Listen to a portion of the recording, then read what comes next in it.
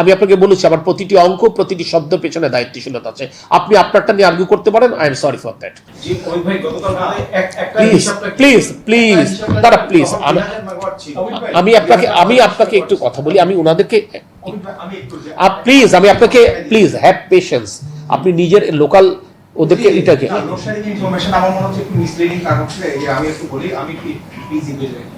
আমি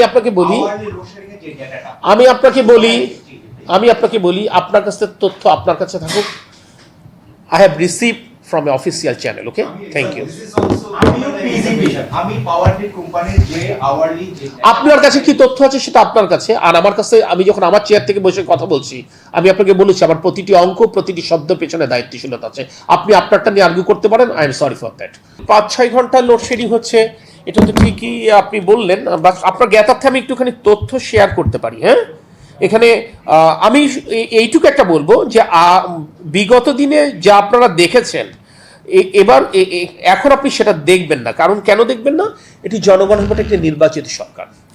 সো আমাদের মন্ত্রণালয় থেকে আমরা কিংবা আমাদের কর্মকর্তারা যা কথা বলবেন প্রতিটি শব্দ এবং প্রতিটি বাক্যের পেছনে তথ্য থাকবে, যুক্তি থাকবে, দায়িত্বশীলতা থাকবে। আপনার জ্ঞাতার্থে আমি বলতে পারি 16/4/2026 আপনারা জানেন আমাদের এখানে পিক আওয়ারটা কিন্তু সন্ধ্যা থেকে শুরু হয়। হ্যাঁ, এখানে আমাদের গতকাল সন্ধ্যায় আমাদের সর্বোচ্চ চাহিদা ছিল 15,350 megawatt.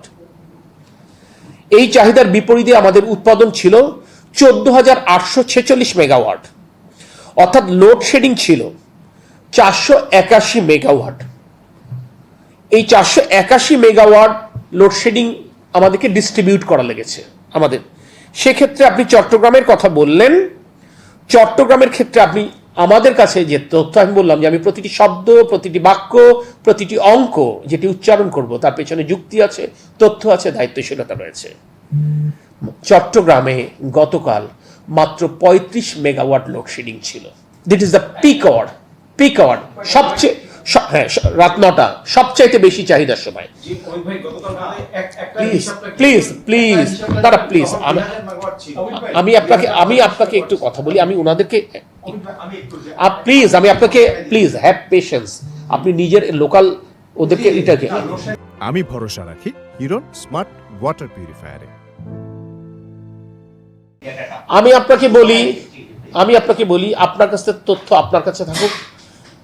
I have received from an official channel, okay? Thank you. আপনার কাছে কি তথ্য আছে সেটা আপনার কাছে, আর আমার কাছে আমি যখন আমার চেয়ার থেকে বসে কথা বলছি আমি আপনাকে বলেছি আমার প্রতিটি অঙ্ক প্রতিটি শব্দ পেছনে দায়িত্বশীলতা আছে। আপনি আপনারটা নিয়ে আর্গুই করতে পারেন, I am sorry for that. তো এখানে যে বিষয়টি আপনারা নিজেরা জানেন, পাওয়ার প্ল্যান্ট চালানোর জন্য আমাদেরকে আইদার আপনাকে গ্যাস সাপ্লাই করতে হবে, নাইলে ফুয়েল সাপ্লাই করতে হবে, নাইলে কোল সাপ্লাই করতে হবে। আর রিনিউয়েবল এনার্জি থেকে আপনি নিজে জানেন জেনারেশন আমাদের ভেরি নমিনাল। তো এই জায়গাগুলোতে যখন আপনার এই সংগ্রহ করবার ক্ষেত্রে আজকে এলএনজি সাপ্লাই আমরা স্মুথ রাখবার জন্য আমরা প্রাণান্তকর চেষ্টা করছি। অস্বীকার করে তো লাভ নেই, এলএনজি সোর্স তো মূল সোর্স কোথায় ছিল? কাতার এনার্জি। আজকে সেই সোর্স তো যে বাস্তবতা আগামী 5 বছর লাগবে এটা ফুল ক্যাপাসিটি রান করতে, সো আপনি বিকল্পভাবে সোর্সই করতে হচ্ছে। এই যে বিষয়গুলো, এই সংকটগুলো তো কারোর অস্বীকার করবার কোনো জায়গা নেই। সো আমাদেরকে কিন্তু এই জায়গাগুলোতে অ্যাড্রেস করতে হচ্ছে। এমত অবস্থা আমরা ফোকাস করেছি কোথায় খুব স্পষ্ট করে বলছি। যদি আপনাদের বিবেচনায় ভুল হয়ে থাকে ভুল, কিন্তু আমাদের এই মুহূর্তে যখন আমাদের এই সংকট, আমরা দুটো সেক্টরকে প্রায়োরিটি দিয়েছি। একটি হচ্ছে আমাদের কৃষি, আরেকটি হচ্ছে শিল্প।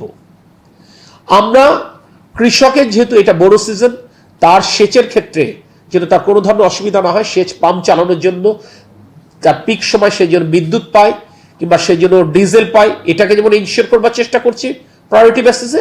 প্যারালালি শিল্প উৎপাদন যেন কোনোভাবে বিঘ্নিত না ঘটে, কারণ এর সাথে মানুষের কর্মসংস্থানের ব্যাপার রয়েছে। এমন এক্ষেত্রে হয়তো বা কিছু ক্ষেত্রে আমাদেরকে হাউস হোল্ডের লোডশেডিং এর মাত্রা বাড়াতে হচ্ছে, কারণ আমাদেরকে ওই দুটো জায়গায় ফোকাস করতে হচ্ছে।